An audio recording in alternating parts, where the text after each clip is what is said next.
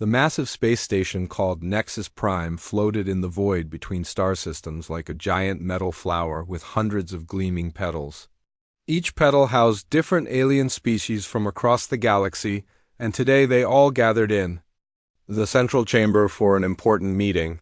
The Galactic Council was about to decide whether humanity deserved to join their advanced civilization. Dr. Elena Martinez sat in the small observer section, her hands folded tightly in her lap as she watched dozens of alien beings take their seats around the circular chamber.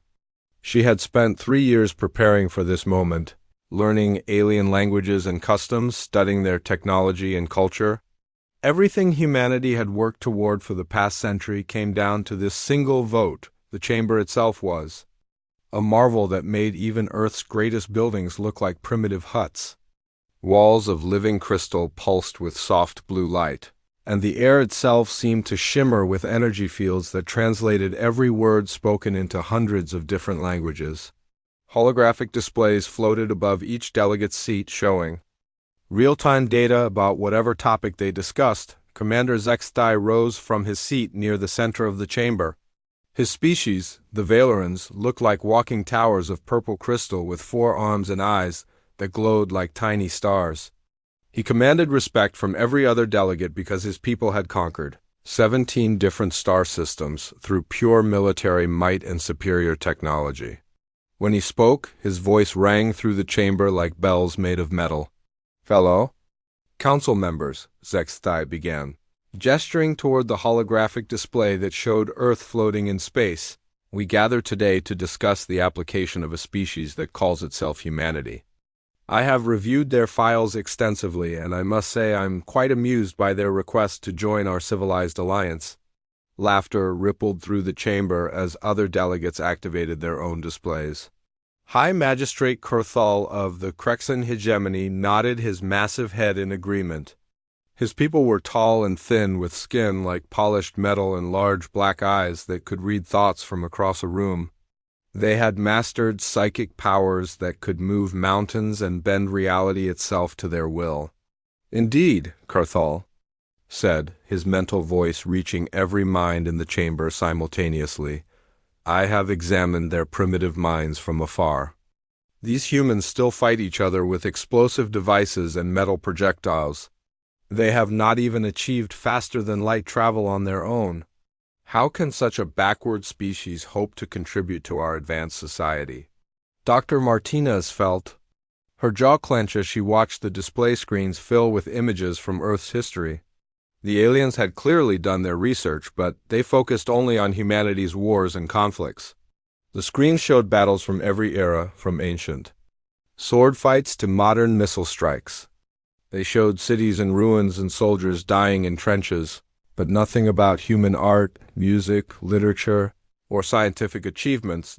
Ambassador Clix of the Hegemony Coalition fluttered his 4 wings as he spoke. His insect-like species had mastered biotechnology that could reshape entire planets within decades. "Look at their weapons," he buzzed, pointing to images of human military equipment. "Chemical explosives and kinetic projectiles. My people abandoned such crude tools 3,000 years ago when we learned to manipulate matter at the molecular level." More laughter echoed through the chamber. Senator Vithara of the Stellar Dominion slithered forward on her serpentine lower body. Her people controlled energy itself, building ships that could travel between galaxies in mere hours. Their fastest spacecraft would take them decades to reach the nearest star system. They are barely more advanced than the primitive tribes we occasionally discover on undeveloped worlds. Elena watched in growing frustration as delegate after delegate stood to mock humanity's achievements. They dismissed Earth's space program as pathetically slow and called human technology laughably primitive. None of them seemed interested in humanity's potential or unique qualities. They only saw what humans lacked compared to their own advanced civilizations. The worst part was that Elena could not argue with their basic facts. Humanity did still use chemical rockets that took months to travel between planets in their own solar system. Human weapons were indeed based on throwing metal projectiles very fast or creating controlled explosions. Compared to aliens who could bend space-time or manipulate energy with their thoughts, humans did seem hopelessly backward, but the aliens missed so much in their analysis. They did not understand human adaptability or creativity. They had never seen how humans could take limited resources and find completely unexpected ways to use them. They did not know about human determination or the way humans never gave up even when facing impossible odds. Commander Zexthai activated a new holographic display that showed detailed scans of Earth's military forces. Observe their so-called warriors, he announced with obvious amusement. They carry personal weapons that fire small metal pellets. Their vehicles are powered by controlled explosions of fossil fuels. Their armor is made from basic metal alloys. I have seen more sophisticated technology in children's toys from my homeworld. The chamber erupted in the loudest laughter yet. Some delegates were literally falling out of their seats with amusement. Ambassador Clix buzzed so hard his wings created a small whirlwind, while Senator Vithara's serpentine body writhed with what Elena assumed was the snake equivalent of laughing. High Magistrate Kurthul raised one hand for silence. Perhaps we should ask the human representative to defend her species, he said, his psychic voice carrying undertones of mockery that made Elena's teeth hurt. Dr. Martinez, please tell us why we should allow your primitive warriors to join our enlightened civilization. Elena stood slowly, feeling the weight of every alien gaze upon her. She had prepared for this moment, but nothing could have prepared her for the level of condescension and outright mockery she faced. Taking a deep breath, she activated her small handheld translator and began to speak. Honored delegates, she began, her voice carrying clearly through the chamber's amplification systems. I ask you to look beyond simple technology comparisons. Yes, our weapons fire metal projectiles, but they are incredibly precise and reliable. Yes, our spacecraft are slow, but they have carried us successfully to every planet in our solar system. We may not have energy weapons or psychic powers, but we have something that might be equally valuable. And what might that be? Commander Zexthai asked, his crystal arms folded in a gesture that clearly conveyed skepticism. Adaptability, Elena replied firmly. When humans face a problem, we find a solution using whatever resources we have available. We do not give up when the first approach fails. We try again and again, learning from each failure until we succeed. We have survived ice ages, plagues, natural disasters, and countless wars not because we had superior technology but because we refused to quit. The chamber fell silent for a moment, but Elena could see in the aliens' expressions that her words had not convinced them. If anything, they seemed even more amused by what they probably saw as desperate boasting. Senator Vithara spoke next, her voice dripping with fake sympathy. How touching, the primitive humans have spirit. But spirit does not stop energy cannons or protect against psychic attacks. Your determination is admirable, but it cannot overcome the simple fact that your technology is centuries behind ours. The vote was called immediately after Elena's presentation ended. She was not surprised when every single delegate voted to reject humanity's application. What did surprise her was the additional measure they passed without any debate. By unanimous decision, Commander Zexthai announced formally, the Galactic Council declares the Sol system to be under indefinite quarantine. The species known as humanity is deemed too primitive and potentially dangerous to be allowed expansion beyond their home star system. Any human spacecraft attempting to leave Sol system space will be turned back or destroyed. Elena felt her heart sink as the implications hit her. Not only had humanity been rejected, but they were now prisoners in their own solar system. The aliens were so convinced of human inferiority that they had decided to cage humanity like dangerous animals in a zoo. As the session ended and delegates began filing out of the chamber, Elena heard fragments of their conversations. They were already making jokes about Earth's primitive warriors and speculating about whether humans would even survive their first encounter with real military technology. Some wondered aloud if humanity would destroy itself through warfare before any alien species got the chance to test their defenses. Dr. Elena, Martinez gathered her files and prepared to return to Earth with the worst possible news. Humanity had not just been rejected by the galactic community, they had been declared too primitive and dangerous to be trusted with space travel. The dreams of joining an advanced galactic civilization were over before they had truly begun. What none of the laughing aliens knew was that their session had been monitored by sensors they could not detect. In the dark reaches of space beyond Nexus Prime, a fleet of black ships watched and listened to every word spoken in the council chamber. Vex Scare, leader of the Shadowclaw Syndicate, studied the council proceedings with growing interest. His cybernetically enhanced reptilian features.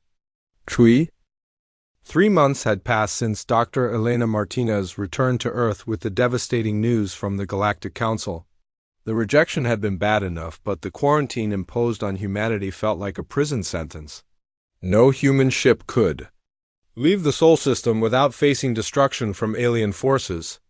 Earth's leaders had spent those months debating what to do next, but their options seemed limited. Captain Jake Morrison stood on the bridge of the UES Defender, watching Jupiter's swirling storms through the main view screen. His ship was one of only 6 vessels that made up Earth's entire deep space fleet. Each frigate was barely 300 meters long and carried weapons that seemed laughable compared to what the aliens possessed. Chemical rockets, nuclear missiles, and kinetic cannons that fired chunks of metal very fast. Primitive by galactic standards, but they were all humanity had. Lieutenant Amy Carter worked at her tactical station, running diagnostics on the ship's weapon systems for the 3rd time that day.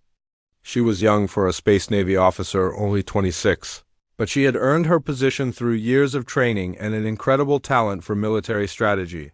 Her dark hair was pulled back in a regulation ponytail, and her fingers moved quickly.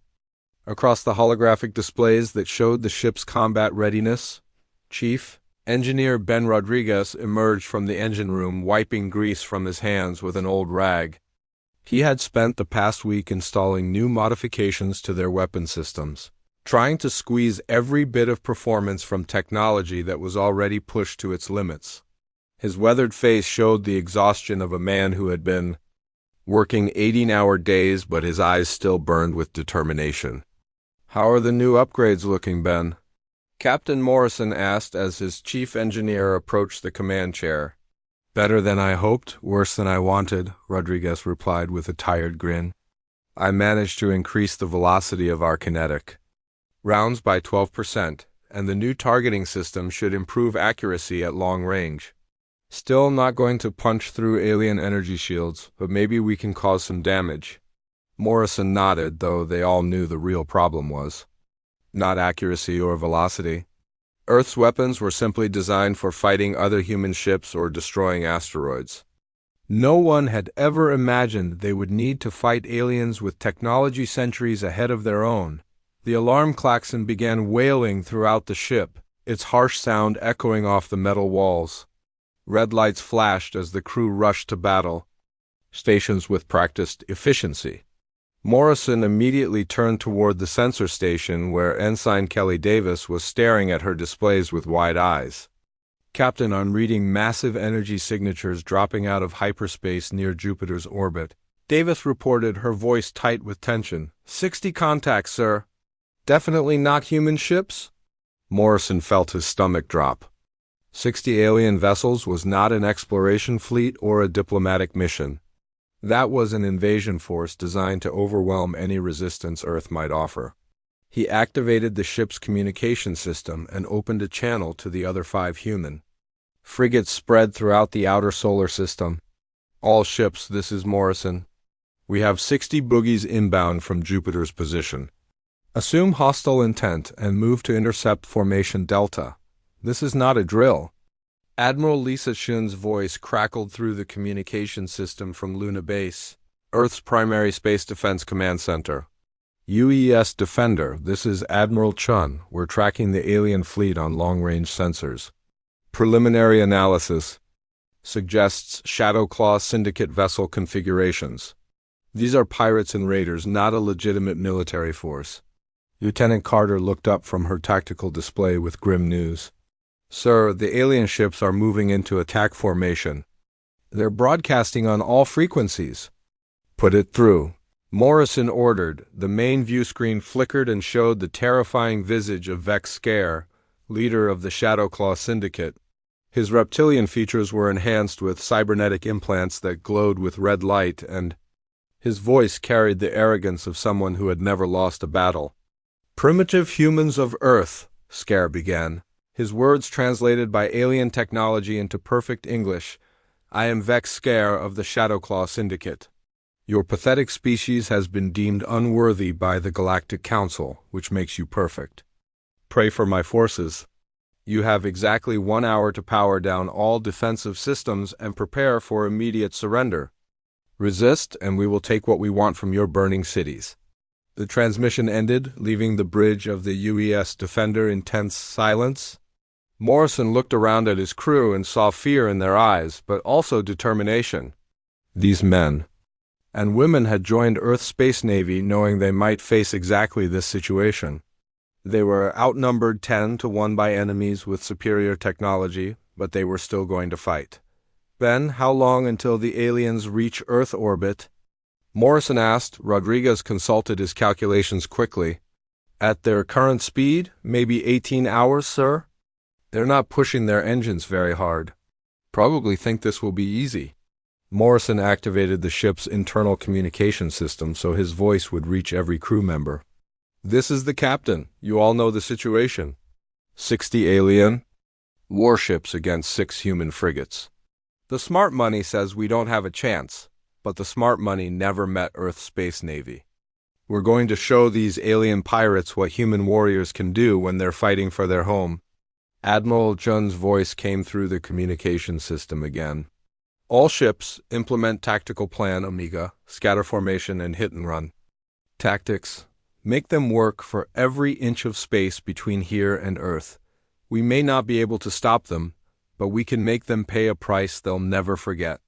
The human ships began spreading out across the solar system, taking positions that would force the alien fleet to split up if they wanted to pursue all targets. It was a desperate strategy born from centuries of human military experience. When facing a superior enemy, make them fight on your terms instead of theirs. Lieutenant Carter studied her tactical displays as the alien fleet advanced. "Sir, the Shadowclaw ships are maintaining tight formation. Their technology is definitely superior to ours, but they're not adjusting their tactics for our capabilities. They expect us to fight like other alien species." "Good," Morrison replied grimly. "Let them underestimate us." "Ben, are those new weapon modifications ready?" "Ready as they'll ever be, Captain," Rodriguez confirmed. "Just remember, we only get one surprise attack before they figure out what we're doing. Make it count." Morrison watched the enemy fleet growing larger on his sensors. The Shadowclaw ships were massive compared to human frigates, some over 1 kilometer long with weapon systems that could probably vaporize his entire ship with a single shot. Their hulls gleamed with exotic metals, and energy fields surrounded them like protective bubbles, but Morrison also noticed something the aliens might not realize. Their formation was perfect for fighting other advanced species with similar technology and tactics. They were spread out to avoid area effect weapons and positioned to support each other with overlapping energy shields. It was textbook alien fleet warfare. The problem was that humans did not have textbook alien weapons. Earth's military had spent centuries perfecting the art of asymmetric warfare, fighting enemies with superior technology using unconventional tactics and weapons. The aliens expected energy beams and exotic matter warheads. They would get kinetic projectiles and nuclear explosives delivered in ways they had never encountered. "Ensign Davis, start feeding targeting data to the other ships," Morrison ordered. "I want synchronized firing solutions on their lead vessels. Carter, prepare to implement hammer and anvil formation on my mark." The hour Vex Scare had given for surrender passed without any response from Earth. The alien commander appeared on the communication screen again, his cybernetic features twisted with amusement. "So the primitive humans choose to resist," Scare announced. "How entertaining. My crews were hoping for some target practice before we begin harvesting your world." Begin the attack, but try to leave some of their ships intact. I want to study their pathetic technology before we scrap it. The Shadowclaw fleet surged forward, their engines creating brilliant trails of exotic energy. Weapon systems that could shatter moons charged with power as the alien ships prepared to sweep aside Earth's laughably small defense force. Vexcar settled back in his command chair to watch the brief entertainment. These primitive warriors might provide what he did not expect was Captain Morrison's next order. All ships, execute dispersal pattern, Charlie.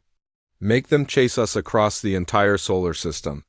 Morrison's voice carried across the communication network to every human vessel. Remember, they think we're primitives who will fight like civilized species. Time to show them what uncivilized warfare looks like. The 6 human frigates suddenly scattered in completely different directions, their courses appearing random and panicked to alien sensors. To Vexcar, it looked like the primitive humans were fleeing in terror rather than mounting any organized defense. He could not have been more wrong. The real battle was about to begin, and the Shadowclaw Syndicate was about to learn why the galaxy should never underestimate Earth's warriors.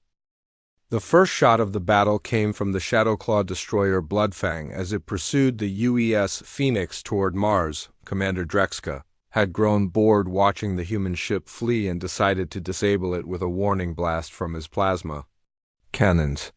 The brilliant green energy beam lanced through space, designed to cripple the primitive vessel's engines without destroying it completely. The beam missed by several thousand kilometers. Commander Drexka stared at his weapon displays. In confusion, certain his targeting systems had malfunctioned.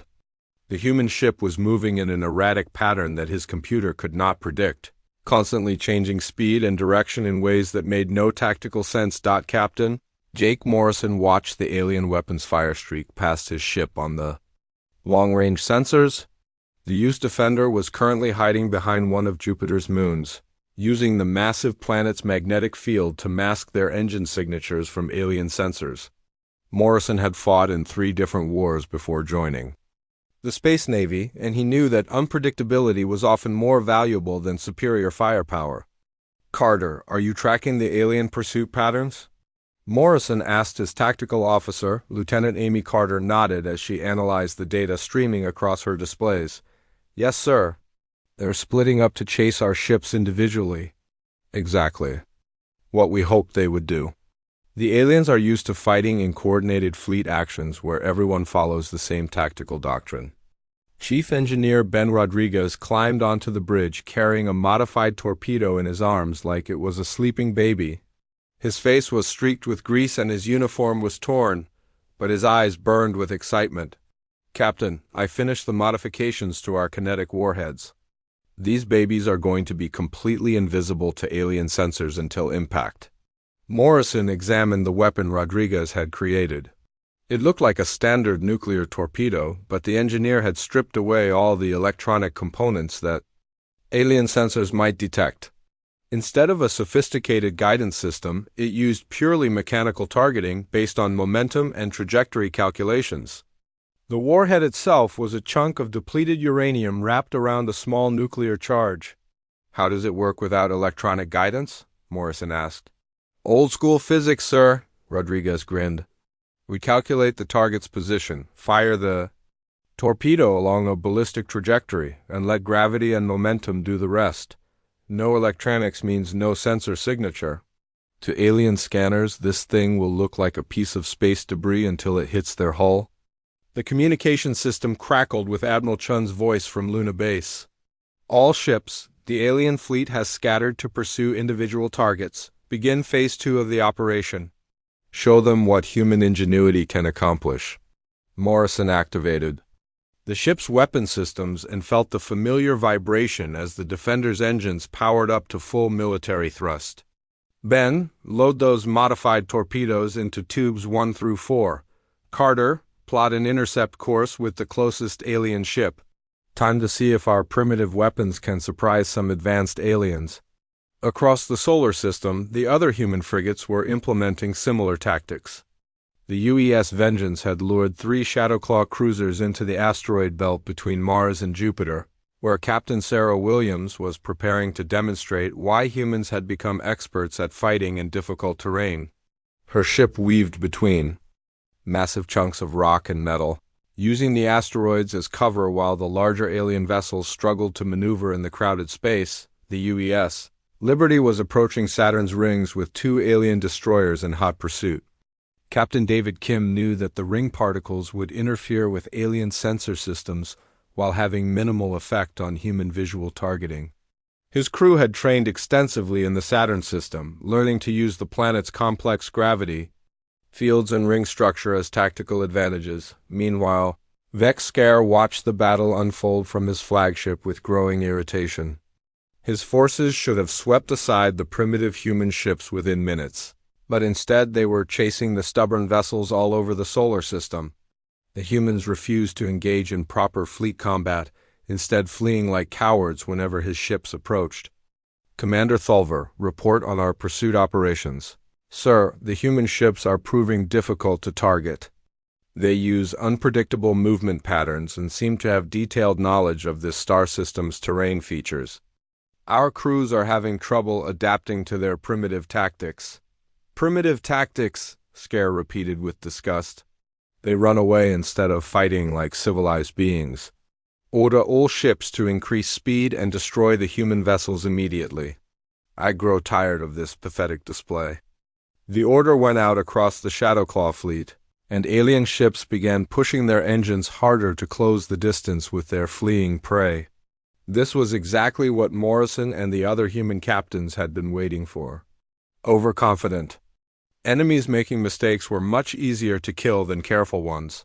The UES Defender emerged from behind Jupiter's moon at maximum acceleration, heading directly toward the Shadowclaw cruiser Darkstar. The alien ship was massive compared to Morrison's frigate, over 800 meters long with weapon systems that could vaporize a small city. Its captain, Velkath, had been growing increasingly frustrated trying to catch the elusive human vessels. Sir, one of the primitive ships is approaching us directly, Velkath's sensor operator reported. It appears to be making a suicide run. Velkath laughed, a sound like grinding metal. Finally, some entertainment. Prepare to disable their engines?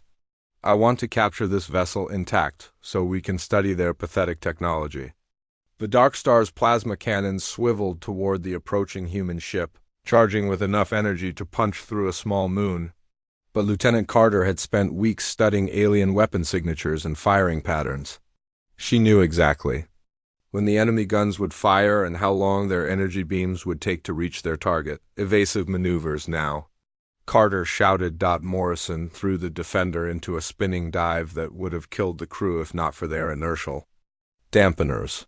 The alien plasma beams passed harmlessly through the space his ship had occupied a split second earlier. The Shadowclaw gunners tried to adjust their aim, but human ships were much smaller and more maneuverable than the alien vessels they usually fought. Ben, fire torpedoes 1 through 4, Morrison ordered. Full spread, maximum velocity.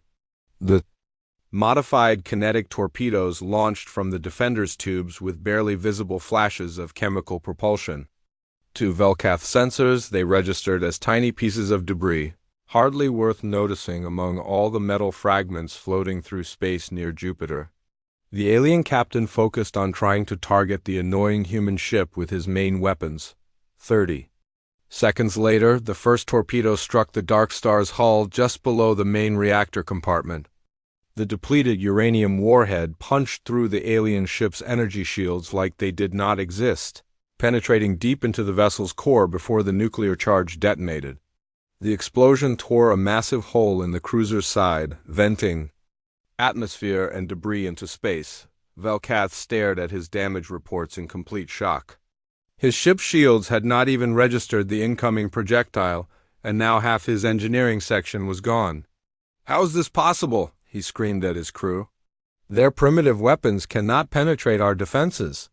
The second torpedo hit the Darkstar's weapon systems, destroying 3 plasma cannon turrets in a brilliant explosion. The third torpedo struck the ship's engine compartment, sending exotic matter cascading through the interior corridors. The fourth and final torpedo hit the bridge section, Ending Velkath's confusion permanently, Morrison watched the massive alien cruiser break apart on his viewscreen, its hull splitting along stress fractures as internal explosions tore it apart. From within, Carter, transmit our success to the fleet. One alien cruiser destroyed using kinetic torpedoes. Similar reports began flooding the communication channels as other human ships achieved their own victories. The UES Vengeance had collapsed. An asteroid onto a Shadowclaw destroyer, crushing the vessel under millions of tons of rock and metal. The UES Liberty had used Saturn's gravity well to slingshot kinetic projectiles at incredible velocities, punching holes through alien hulls that their energy shields could not stop. Rodriguez appeared on the bridge carrying another modified weapon, this one crackling with electrical energy. Captain, I just finished our electromagnetic pulse torpedo. If we can get close enough to an alien ship, this should shut down all their fancy electronics for several minutes. Morrison grinned as he realized the implications. Alien ships depended entirely on their advanced computer systems for everything from life support to weapon targeting. Humans still used manual backups and mechanical systems for critical functions, legacies from their primitive technology that suddenly seemed like advantages. Outstanding work, Ben. Load that into Tube 5 and find us another target. Morrison activated the ship's communication system. All human vessels, this is Defender. The alien shields cannot stop kinetic projectiles, and their sensors cannot detect weapons without electronic signatures. Repeat, primitive human weapons are effective against advanced alien technology. Across the ZH. 23 hours had passed since the battle began, and the space around Earth looked like a graveyard of burning metal and twisted wreckage. 37 Shadowclaw ships floated dead in the void, their hulls cracked open like broken eggs with their contents spilled into the darkness. The remaining 23 alien vessels had regrouped near Earth's moon, their formation tight and defensive as Vex. Scare tried to understand how his superior fleet had suffered such devastating losses. Captain Jake Morrison sat in his command chair aboard the UES Defender, the only human ship still operational. The other 5 frigates had been destroyed in heroic last stands that took multiple alien vessels with them. Morrison's ship was barely holding together, with life support. Systems failing and most weapon systems offline. Chief Engineer Ben Rodriguez had died 3 hours ago when the ship's reactor nearly overloaded, and Lieutenant Amy Carter was unconscious in the medical bay with severe injuries from the last battle. The bridge crew now consisted of Morrison, Ensign Kelly Davis at the sensor station, and Petty Officer First Class Marcus Johnson manning the communications. The young ensign's hands shook as she monitored the alien fleet movements, while Johnson tried to maintain contact with Earth's surface through increasingly weak transmissions. Sir, the alien ships are moving into bombardment formation above Earth, Davis reported, her voice barely above a whisper. They're positioning themselves over major population centers. Morrison watched the tactical display as Shadowclaw vessels took up positions above New York, London, Tokyo, Beijing, and dozens of other cities. Each ship carried enough firepower to reduce a continent to radioactive ash, and Vex-Scare had clearly decided that if he could not have Earth intact, he would at least deny humanity their victory. The communication system crackled with Vex-Scare's voice, filled with rage and humiliation. Pathetic humans, you have cost me more ships than any enemy in the past century. Your primitive weapons and cowardly tactics have destroyed my finest vessels, but now you will pay the price for your resistance. I will burn your cities one by one until nothing remains of your miserable species. Morrison activated his ship's communication system, broadcasting on all frequencies so that everyone on Earth could hear his response. Vex-Scare, this is Captain Jake Morrison of the UES Defender. You came to our system expecting easy prey, but you found warriors instead. Every ship you lost, every crew member who died, proves that you underestimated human determination. We may not have your advanced technology, but we have something you will never understand. And what is that, primitive human? Scare replied with mock curiosity. We fight for our home, Morrison answered simply. You fight for profit and glory. That makes all the difference. The alien commander's laughter echoed across the communication channels. Noble words from a dying species. Watch as I demonstrate the futility of your primitive courage. The first Shadowclaw ship, the destroyer Nightbane, powered up its plasma cannons and aimed them toward the city of Sydney. The weapon systems charged with enough energy to vaporize the entire metropolitan area in a single shot. 8 million people lived in the target zone, and they had nowhere to run on Earth's surface. Dr. Elena Martinez stood in the emergency command center buried deep beneath Geneva. She had spent the past day coordinating evacuation efforts and monitoring the space battle through long-range sensors. The sight of alien ships positioning themselves to destroy Earth cities filled her with a cold rage that surprised her with its intensity. Dr. Martinez, Admiral Lisa Shun's voice came through the communication system from Luna Base. We're detecting massive power buildups in the alien weapon systems. They're preparing to begin orbital bombardment. Martinez activated her own communication, linked to every government facility and military base on Earth. All stations, this is emergency command. Execute Protocol Omega immediately. Repeat, execute Protocol Omega, authorization code Alpha 779. High above Earth's atmosphere, something extraordinary began to happen. Dozens of small objects that had been floating in orbit for months suddenly activated their engines and maneuvered toward the Shadowclaw fleet. To alien sensors, they looked like communications satellites or weather monitoring stations, too small and insignificant to pose any threat. The truth was far different. During the 3 months since humanity's rejection by the Galactic Council, Earth's military had quietly launched a constellation of stealth weapons platforms disguised as civilian satellites. Each one carried a modified nuclear warhead and a simple guidance system that could lock onto large energy signatures. Vex Scare noticed the small objects moving toward his fleet, but dismissed them as debris or primitive satellites knocked out of orbit by the battle. His attention was focused on the pleasure of watching human cities burn. He gave the order for the Nightbane to fire on Sydney. The plasma beam lanced down toward Earth's surface, but it never reached its target. Chief Engineer Rodriguez's final gift to humanity activated at that exact moment. Hidden throughout Earth's orbital space were dozens of electromagnetic pulse devices that he had spent weeks installing on civilian satellites and space stations. The coordinated detonation created a localized electromagnetic storm that disrupted every electronic system within 1,000 kilometers. The Nightbane's plasma beam flickered and died as its targeting computers crashed.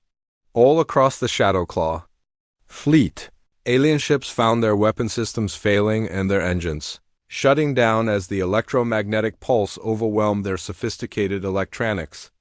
The aliens had never encountered such a crude but effective defensive measure. What is happening? Scare screamed at his crew as his flagship systems began failing one by one.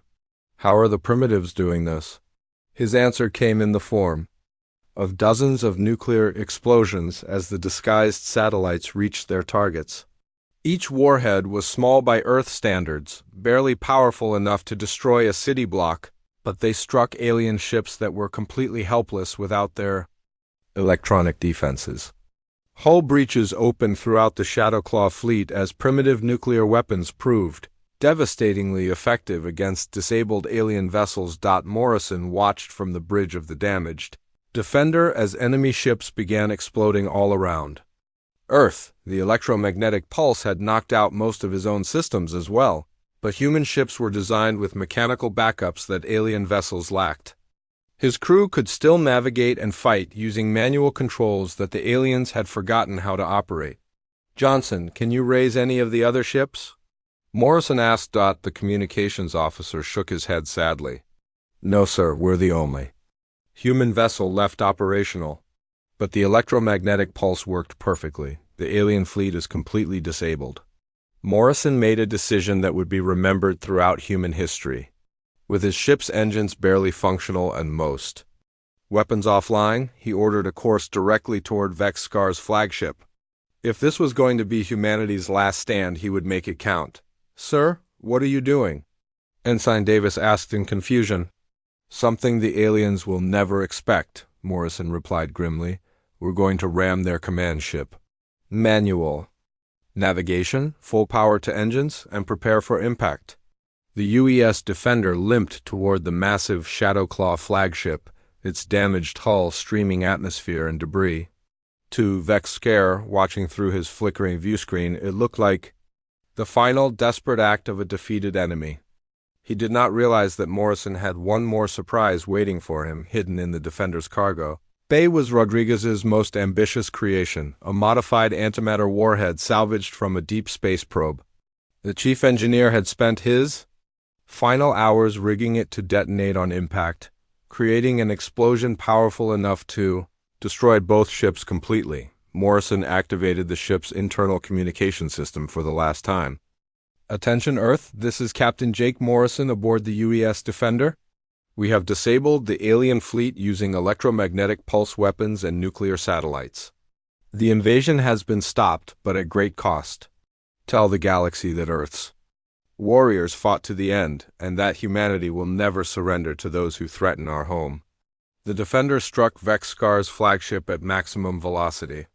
The antimatter explosion that followed could be seen from Earth's surface as a brilliant new star that burned for several seconds before fading into darkness.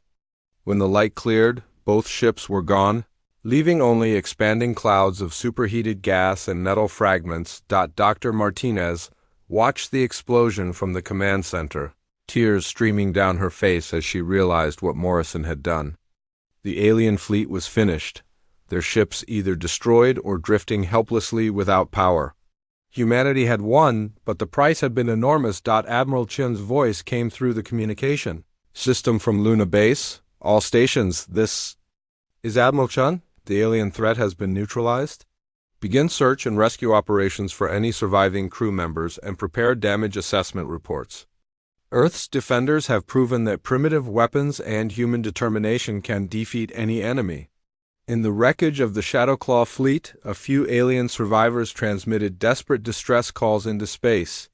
Their messages would eventually reach the Galactic Council, carrying news that would shock every advanced civilization in the galaxy. The primitive humans had not only survived. 6 months after the destruction of the Shadowclaw fleet, the Galactic Council gathered once again in the Great Chamber of Nexus Prime. The mood was very different from their last meeting about humanity. Gone were the dismissive laughs and mocking comments. Instead, alien delegates spoke in hushed whispers as they reviewed battle reports that defied everything they thought they knew about warfare. Commander Zexthai stood before the massive holographic display that showed the wreckage still floating in Earth's orbital space.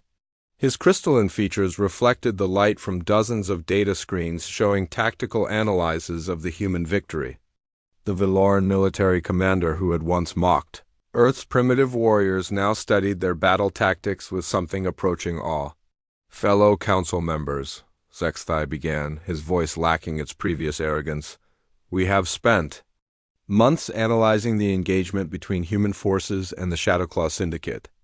The results challenge every assumption we made about this species and their military capabilities.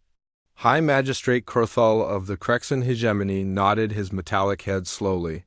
His psychic abilities had allowed him to examine the thoughts of surviving Shadowclaw crew members, and what he found there disturbed him greatly. The alien survivors all report the same impossible facts? Human weapons that were invisible to advanced sensors. Electromagnetic pulses that disabled sophisticated electronics. Kinetic projectiles that passed through energy shields as if they did not exist. Dr. Elena Martinez sat in the same observer section she had occupied 6 months earlier, but everything else had changed. She was no longer a supplicant seeking membership in an advanced civilization. She was the representative of a species that had proven itself in battle against impossible odds. The respect in the aliens' voices was unmistakable, even though some of them clearly struggled to accept what had happened. Admiral Lisa Chun stood beside Martinez, wearing the dress uniform of Earth's Space Navy with pride. She had survived the battle at Luna Base and now commanded the construction of humanity's new interstellar fleet. The ships being built in Earth's orbital shipyards incorporated lessons learned from fighting the Shadow Claw, combining human tactical innovation with salvaged alien technology. Ambassador Clix of the Hegemony Coalition fluttered his wings nervously as he addressed the chamber. My people have examined the wreckage of Shadowclaw vessels, and we found evidence of weapons damage unlike anything in our databases. These humans somehow converted primitive kinetic energy into a force capable of penetrating our most advanced defensive systems. Senator Vathara of the Stellar Dominion slithered forward, her serpentine body moving with less confidence than before. The electromagnetic pulse weapons they employed represent a completely different approach to warfare. We have spent millennia developing more sophisticated electronics, making our ships increasingly dependent on complex computer systems. The humans exploited this dependency with devastating effectiveness. Martinez stood to address the council. But this time she did not need to defend humanity's worthiness. Instead, she spoke as an equal among equals. Honored delegates, Earth appreciates your newfound respect for our military capabilities. However, I must clarify something important. We did not defeat the Shadowclaw through superior technology or advanced weapons. We won because we refused to give up. The chamber fell silent as alien delegates processed her words. They had spent months trying to understand how primitive human weapons had destroyed an advanced alien fleet, searching for some secret technology or hidden advantage that explained the impossible victory. Captain Nathan Brooks stepped forward from his position behind the Earth delegation. He was the sole survivor of the battle who had served aboard one of the destroyed human frigates rescued from an escape pod by search teams weeks after the fighting ended. His presence at the council meeting was symbolic of humanity's determination to survive against any odds. The Shadowclaw Syndicate came to our system expecting easy prey, Brooks said, his voice carrying clearly through the chamber's translation. Systems. They found warriors instead. Not because we had better weapons or superior technology, but because we were fighting for our home and our families. That made us dangerous in ways they never expected. Commander Zexthai activated a new holographic display showing detailed analysis of human battle tactics. Captain Brooks speaks the truth. Our military experts have studied every engagement from the recent battle, and we have identified tactical innovations that defy conventional military doctrine. Human forces use their technological disadvantages as strategic advantages. The display showed how human ships had used unpredictable movement patterns that alien computers could not analyze. It demonstrated how primitive kinetic weapons had exploited gaps in energy shield technology that no one had ever considered. Most importantly, it revealed how human crews had fought with a level of determination that bordered on the impossible. Hi. Magistrate Kurthal shared his psychic impressions with the assembled delegates. The minds of human warriors contain something we rarely encounter in advanced civilizations. They possess an absolute refusal to accept defeat even when facing overwhelming odds. This mental characteristic transforms their primitive technology into something far more dangerous than our sophisticated weapons. Dr. Martinez smiled as she listened to the aliens struggling to understand humanity's greatest strength. You are beginning to grasp what makes human warriors effective. We do not fight because we expect to win. We fight because surrender is not acceptable. This fundamental difference in mindset changes everything about how we approach military conflict. Admiral Chun stepped forward to address a more practical concern. The Galactic Council previously imposed a quarantine on the Sol system, declaring humanity too primitive and dangerous for interstellar travel. Given recent events, we assume this restriction will be reconsidered. The voting that followed was unanimous, but not in the way anyone had expected 6 months earlier. Instead of debating whether to allow humanity into their civilized alliance, the Council delegates competed to offer Earth the most favorable terms for membership. They had realized that having human warriors as allies was preferable to facing them as enemies. Ambassador Clix was the first to make a formal proposal. The Hegemony Coalition offers immediate full membership with voting rights and access to our biotechnology databases. We would also like to request human military advisors to help improve our own defensive capabilities. Senator Vithara quickly countered with her own offer. The Stellar Dominion proposes a mutual defense treaty with technology sharing agreements. We believe human tactical innovations could revolutionize space warfare throughout the galaxy. More offers poured in from delegates representing dozens of different civilizations. Trade agreements, technology exchanges, military alliances, and scientific partnerships were all proposed as various alien species tried to secure favorable relationships with the humans who had defeated the Shadow Claw. Dr. Martinez listened to the competing offers with growing amusement. 6 months ago, these same aliens had dismissed humanity as too primitive to deserve consideration. Now they were bidding against each other for the privilege of allying with Earth's warriors. The Council's sudden change of heart is appreciated, Martinez said when the offers finally stopped coming. But Earth has learned valuable lessons from our previous interactions with the galactic community. We will consider membership in your alliance, but only as equals with full rights and representation. Commander Xthai stepped forward with obvious respect. Dr. Martinez, the Council formally apologizes for our previous assessment of humanity. We failed to recognize that primitive. Technology guided by advanced tactics can be more effective than sophisticated weapons used without imagination. Earth's membership application is not only approved but welcomed. The Council session concluded with an unprecedented honor. For the first time in galactic history, the assembled delegates rose to their feet as human representatives prepared to leave the chamber. It was a gesture of respect that had never been offered to any species upon their first acceptance into the Council.